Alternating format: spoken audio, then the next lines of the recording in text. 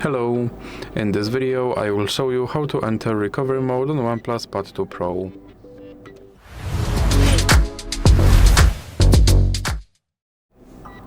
So you have to start by powering off your device. And now when your device is completely powered off, you have to press power button and volume down button at the same time and hold it for a few seconds.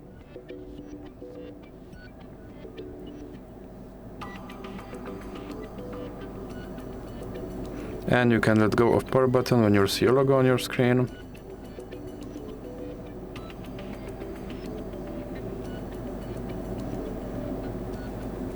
And now, using volume buttons, you have to choose your language and then press power button. And now you are in recovery mode. So that's it for this video. If you liked it, please remember to leave a like and subscribe.